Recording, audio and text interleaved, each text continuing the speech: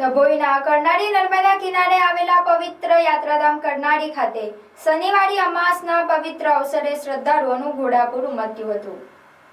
આ ખાસ પ્રસંગે કરનાળી સ્થિત માં રેવા આશ્રમ દ્વારા દર વખતની પરંપરા મુજબ આ વખતે પણ હજારો ભક્તો માટે ભવ્ય સુવિધાઓ અને ભોજન પ્રસાદની વ્યવસ્થા કરવામાં આવી હતી। આજના પવિત્ર દિવસે 5000થી વધુ ભક્તોએ આશ્રમ ખાતે ચા નાસ્તો અને મહાપ્રસાદનો લાભ લીધો હતો। તહેવારો અને અમાસ પર અવિરત સેવા યજ્ઞમાં રેવા આશ્રમ પોતાની સામાજિક અને ધાર્મિક સેવાઓ માટે જાણીતો છે। આશ્રમ દ્વારા દર વર્ષે દરેક અમાસ પર્વ કે ધાર્મિક તહેવારો પર અહીં આવતા યાત્રાળુઓ માટે વિનામૂલ્યે ચા નાસ્તો અને મહાપ્રસાદનું સુંદર આયોજન કરવામાં આવે છે, જેથી દૂર દૂરથી આવતા ભક્તોને કોઈ મુશ્કેલી ન પડે। રજનીભાઈ પંડ્યા માં રેવા આશ્રમના મુખ્ય સંચાલકે જણાવ્યું હતું કે આજે શનિવારે અમાસનો પવિત્ર સંયોગ હોવાના કારણે નર્મદા સ્નાન અને દર્શન માટે ભક્તોની ભારે ઘસારો જોવા મળ્યો છે। આશ્રમમાં આવતા તમામ શ્રદ્ધાળુઓ માટે ભોજન, ચા નાસ્તો તેમજ ગરમીમાં આરામથી બેસી શકે તે માટે વિશ્રામની પૂરતી વ્યવસ્થાઓ કરવામાં આવી છે। ભક્તોને કોઈપણ જાતની તકલીફ ન પડે તે માટે આશ્રમના સ્વયંસેવકો સતત કાર્યરત છે।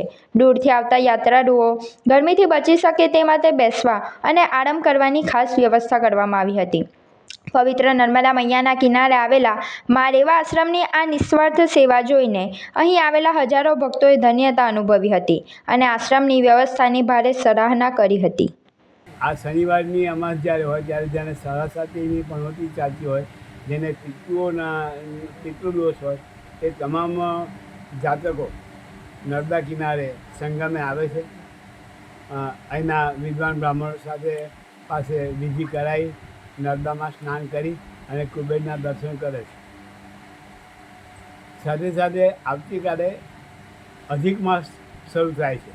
અધિક માસની અંદર પુરુષોત્તમ માસ કહેવાય એને, પણ એની અંદર વિશેષ વસ્તુ એ છે કે પહેલાં જે 10 દિવસ છે, પ્રથમ 10 દિવસ એ ગંગા દશહરા તરીકે છે તે એ પ્રખ્યાત છે કે વર્ષની અંદર આ 10 દિવસ તમે હરિદ્વાર ના જઈ શકો, કાશી ના જઈ શકો, યા પ્રયાગરાજ ના જઈ શકો, ગંગા કિનારે ના જઈ શકો, એવા તમામ ભક્તો નર્મદા કિનારે ગંગા દશહરા ગંગાની પૂજા કરે છે। એ જ રીતના ગંગા દશહરામાં ના પર્વની અંદર નર્મદા માતાની પૂજા કરે અને માતાજીને નૈવેદ્ય સાડી ચડાવે તો એ ગંગાના સ્નાન જેટલું જ પુણ્ય મળે છે।